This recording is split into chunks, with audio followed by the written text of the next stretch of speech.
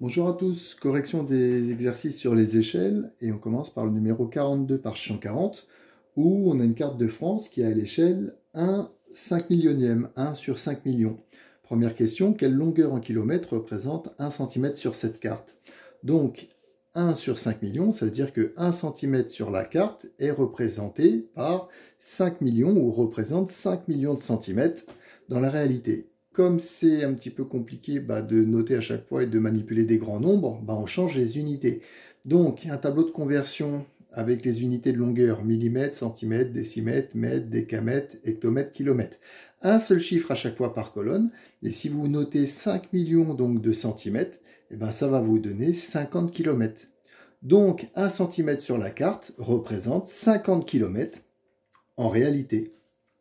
Petit b, quelle longueur sur cette carte sépare les villes de Rennes et Marseille, distantes à vol d'oiseau de 765 km? On utilisera toujours nos connaissances sur la proportionnalité.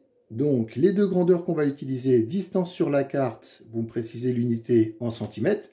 Distance sur la carte, vous pouvez mettre en centimètres si vous voulez, ou en kilomètres. C'est plus facile de mettre en kilomètres, parce que c'est plus facile dans le tableau de noter 50 que de noter 5 millions.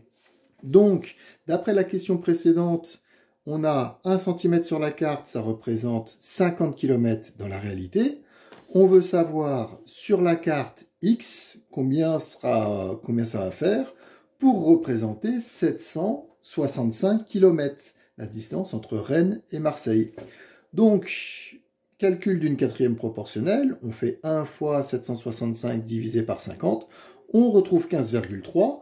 On vérifie si c'est cohérent, et c'est bien le cas entre Rennes et Marseille. Donc sur la carte, Rennes et Marseille sont distantes de 15,3 cm.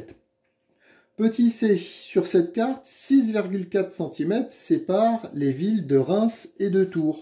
Donc bien réfléchir à chaque fois si vous avez la distance sur la carte ou la distance réelle. Cette fois-ci, pour cette dernière question, on a la distance sur la carte. On peut utiliser le même tableau de proportionnalité, parce que c'est le même coefficient de proportionnalité. Donc cette fois-ci, 6,4 cm sur la carte, on cherche la distance réelle, que j'ai appelée Y.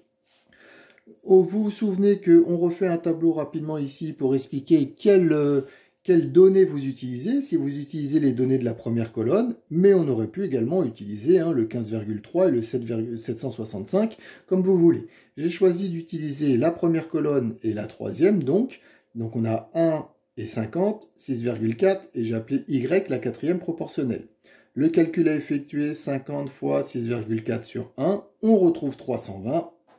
Et donc notre conclusion, en réalité, ou dans la réalité, Reims et Tours sont distantes de 320 km. Voilà.